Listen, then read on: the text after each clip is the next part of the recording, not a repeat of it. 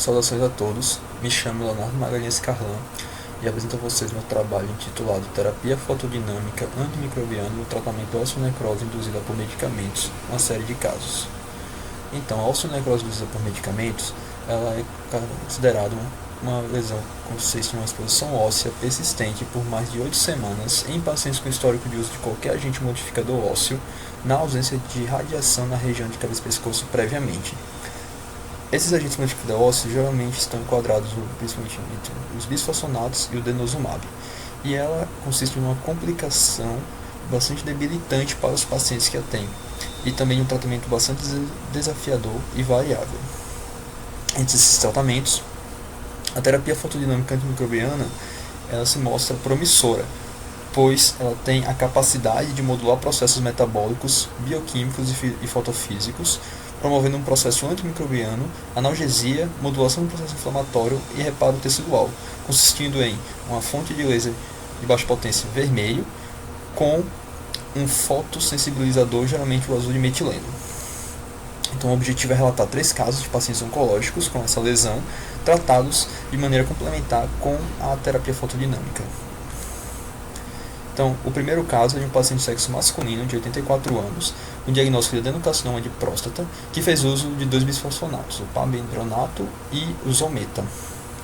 O paciente ele teve um histórico de remoção prévia de seus elementos dentários enquanto fazia uso dessas medicações, onde não houve cicatrização, houve dor e infecção.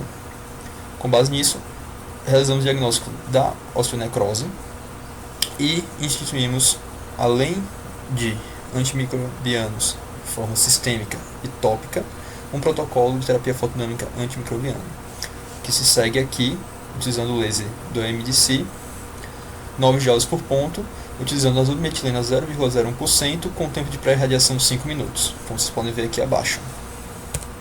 O caso 2, ele também teve um diagnóstico semelhante, além das mesmas medicações, no qual também um histórico de exodontia pós uso das medicações.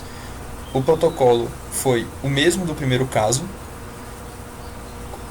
onde a gente pode observar que, diferente do primeiro, no acompanhamento de 14 meses, o paciente ele teve uma regressão dessa lesão óssea com um fechamento e de um aspecto de mucosa aparentemente saudível.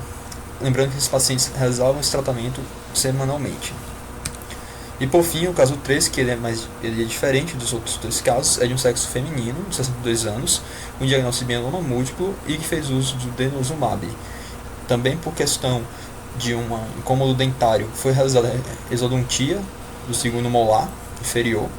Radiograficamente, o aspecto não era tão sugestivo assim de uma osteonecrose, e por ser diagnosticado com mieloma múltiplo, para diferenciar se era uma área de mieloma, de alteração do mieloma ou da osteonecrose, foi realizado a remoção de parte desse osso do tecido, no qual a análise histopatológica confirmou ser uma osteonecrose, e assim a gente realizou o protocolo semelhante. Entretanto, o laser utilizado foi da DMC com essas características, e a aplicação dela foi 2 vezes por semana, no qual a gente observou que, mais ou menos no fim do tratamento, já a gente apresentava um tecido de granulação, fechando boa parte da ferida óssea, sem as presenças de sintomatologia dolorosa e infecção. Por fim, os desfechos.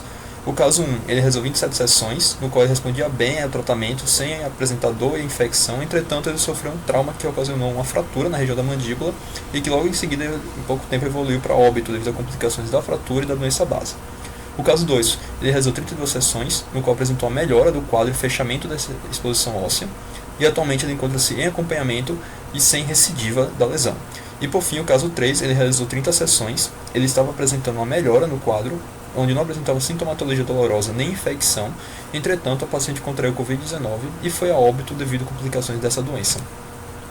Por fim, com base nos casos relatados, a gente pode concluir que a terapia ela pode ser uma alternativa efetiva nos casos da osteonecrose, de modo complementar ou associada, e os pacientes dos estudos eles apresentaram um sucesso considerável no controle do quadro clínico. Aqui as fontes, e obrigado.